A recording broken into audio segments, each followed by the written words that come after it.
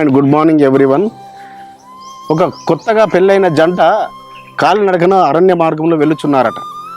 చాలా ప్రేమగా మాట్లాడుతున్నాను, నీ గురించి నా ప్రాణం పెడతాను, నువ్వే నా ప్రాణము, ఓ హనీ అని అంటూ మధురంగా ఇక రకరకాలుగా మాట్లాడుతున్నాడు.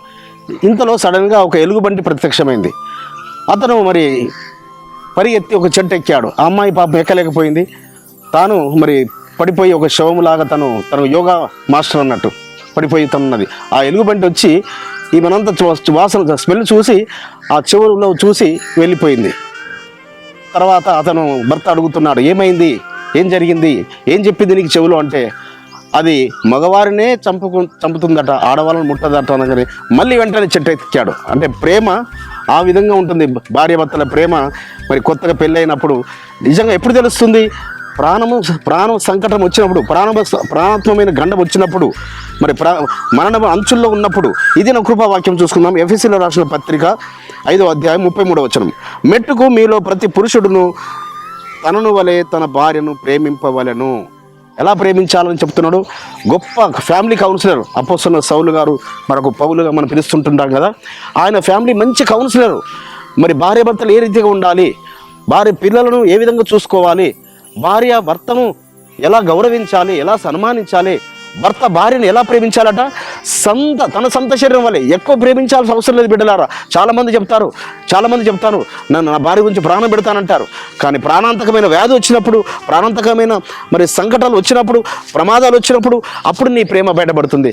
కాబట్టి నేను చెప్పేది ఏంటంటే, అపోస్తలుడైన సౌలు గారు చెప్తున్న ఆ అడుగు జాడల్లో నేను చెప్పేది ఏంటంటే, మీకు కూడా బిడ్డలారా, సమానంగా నీ యొక్క సొంత శరీరం వల్లే, నీ సొంత శరీరం వల్ల నీ భార్యను ప్రేమించు. అది చాలు. అది పరమతానికి విలువగలది. ఎందుకనగా మన కొరకు ఆయన ప్రాణం పెట్టాడు, మనల్ని భార్యలుగా చేసుకోవడానికి కొరకు. సో ఆయన సారూప్యతలో పురుషుడుగా ఉన్న నీవు, శిరస్సుగా నీ భార్యకు శిరస్సుగా ఉన్న నీవు భార్యను ప్రేమించే భద్రమైనావు. నువ్వు ప్రేమించినప్పుడు నువ్వు చేస్తున్న గొప్ప ఏమీ లేదు. అది mandatory, it is must be.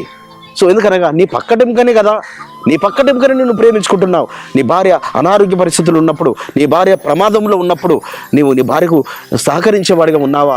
నువ్వు తన శ్రమలను ఆదరించేవాడిగా ఉన్నావా? తన బాధల్లో ఓదార్చేవాడిగా ఉన్నావా? మరి ఆ రీతిగా ఉంటేనే అప్పుడు భార్యాభర్తల యొక్క బంధము పరమతండ్రి ఆయన నిన్ను ఇష్టరాలుగా నిర్ణయించి నిన్ను తన భార్యగా అంగీకరిస్తాడు. నీవు ఆ రీతిగా ప్రేమిస్తున్నావు నీ భార్యను, కాబట్టి ఆ రీతిగా నీవు నడుచుకుంటున్నావు. కాబట్టి ఆ పరమ భర్త కూడా నీ యందు ప్రీతి కలిగిన వాడు ఉంటాడు. అట్టి కృప పరమ తండ్రి మనందరికి అనుగ్రహించును గాక. ప్రార్థించుకుందాం. పరిశుద్ధమైన తండ్రి, అబ్రహాం, ఇస్సాకు, యాకోబుల ఎలోహిం, మా మూలపితరులైన అబ్రహాం, ఇస్సాకు, యాకోబులు ఏ రీతిగా నడుచుకున్నారు, అపోస్తలుడైన సౌలు గారు, పౌలు గారు అదే అడుగుజాడల్లో నడుస్తూ చెబుతున్నాడు, భార్యను ప్రేమించాలి తన సొంత శరీరములని.